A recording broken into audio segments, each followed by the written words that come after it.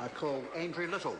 Thank you, Mr Speaker. I rise to speak on the Health and Safety Pike River Implementation Bill.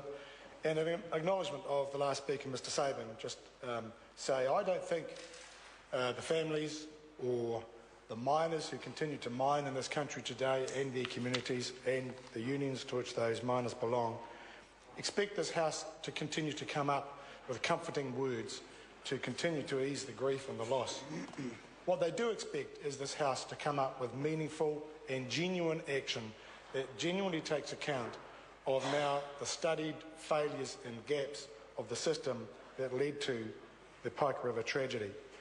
Mr Speaker, the Government and the Minister of Labour, and indeed Chris Finlayson before him as the Acting Minister of Labour, and Kate Wilkinson before him, who was the Minister of Labour in office at the time of this tragedy, are entitled to the gratitude of the House for bringing this important bill to the House at this time.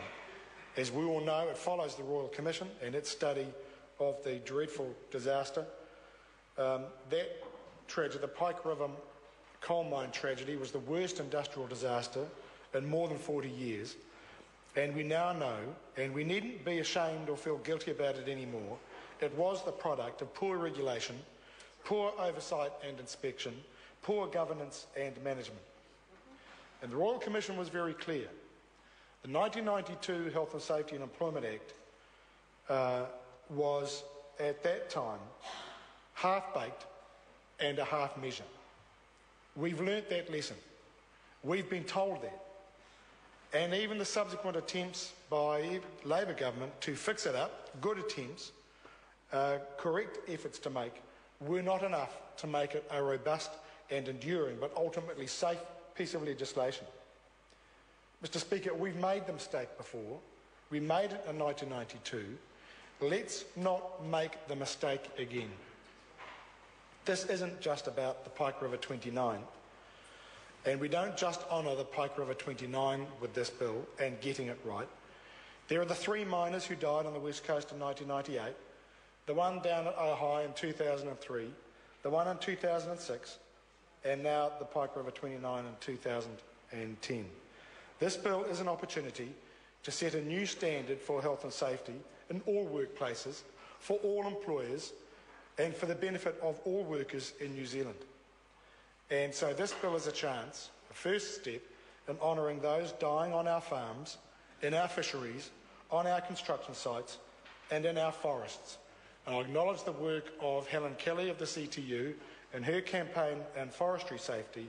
This bill is a first step and a first chance to honour people like Ken Callow of the East Coast and Adam Olsen of Taranaki. This bill is largely confined to the mining industry, and that is a good industry to start with, given its track record. But, Mr Speaker, while we support the bill at this stage, let us say it is a good first draft, and that is all it is. It beefs up the inspectorate and it creates WorkSafe. It is explicit about worker participation. It provides for industry health and safety inspectors, which is the check inspector that certainly the union and its members in mining have been calling for many years. I first made the call for check inspectors in 2004. I made it again in 2005 and 2006, and so it went on in my capacity as union secretary. But, Mr Speaker, let's not forget about the reality of workplace relationships and employment agreements. Workplace relationships and employment agreements are about a relationship of power and control. That's something else we shouldn't feel ashamed or guilty about admitting. That is the reality. It's the legal reality and it's the practical reality. The employer has ultimate control. The worker has a duty of obedience. That is how the workplace works. But health and safety, risks, hazards at work, danger at work, directly affects workers. It's workers who are the ones who are killed and maimed when poor health and safety happens at work. It's not management, it's workers. And so, Mr Speaker, input by workers in health and safety, in risk assessment and risk management must be real and genuine. Their voice, the worker voice, must be genuine and meaningful. The Royal Commission of Inquiry into the Pike River tragedy went to great lengths to underscore the need for worker input. It talked about tripartitism. So did the recent Independent Task Force on Health and Safety. They both underscored the need for worker input, and they said that tripartitism must start from the top. And so we should expect to see it in the governance of WorkSafe, we should expect to see it in the governance of Mines Rescue, and we should expect to see it in the health and safety measures, the governance measures in the workplace at the enterprise level. Not at the directors, although they need to be aware of it, but in the way health and safety is given oversight at the enterprise. Here's the thing. This bill, if it is to be effective, if it is to honour the Pike River 29 and everyone else who has died unnecessarily at work since 1992, this bill will have to tell employers what to do. It will have to be instructive and mandatory.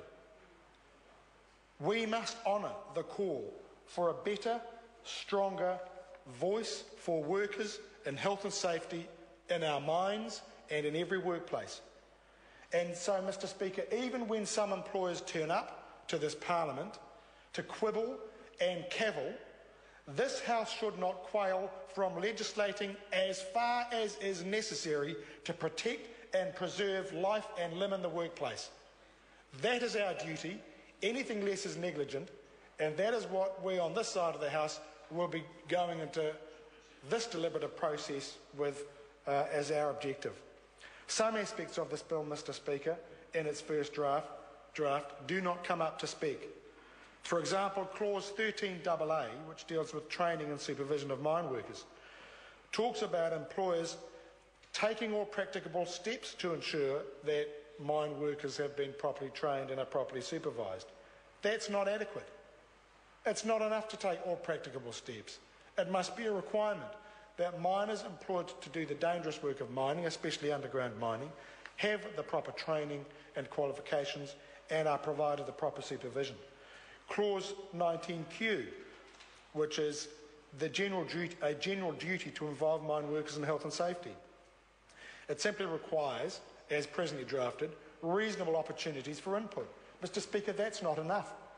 That won't be enough.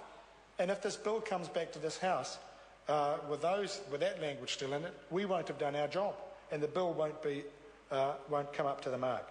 Clause 19R talks about the development of worker participation systems. And it is there, Mr. Speaker, where we must be absolutely on our mettle to ensure that the worker voice is properly provided for and will be heard. Mr. Speaker, engagement between management and workers over health and safety must be real, and it must be protected and supported by legislation. We don't need legislative skeuomorphism. We don't need a bill that sort of says one thing, that looks like it's doing one thing, but actually is doing another. And I see that Dr. Calder is taken with the language, and that is good. And he can go into the deliberative process in his caucus when it comes back for endorsement, and asking the question of the chair of the select committee and indeed the minister, do we still have a bill that is just another piece of legislative skeuomorphism, or do we have a real bill that will have real effects and provide real protection? Mr. Speaker, Barbara Stewart talked about one of the findings of the Royal Commission being the Swiss cheese model of failure and disaster. Well, Mr. Speaker, we need to go from the Swiss cheese model to the Swiss Army knife model, to a health and safety legislative framework that provides all protections, necessary protections, respects the role of management, provides proper protection for workers, because nothing less will do. We've had the lesson, the bitter, cold, hard lesson. We've seen what bad legislation does, and we can avoid it if we are on our mettle and perform our duty, and we are here to do that. Call Dr. Cam Calder. Mr. Speaker, some very thoughtful contributions from all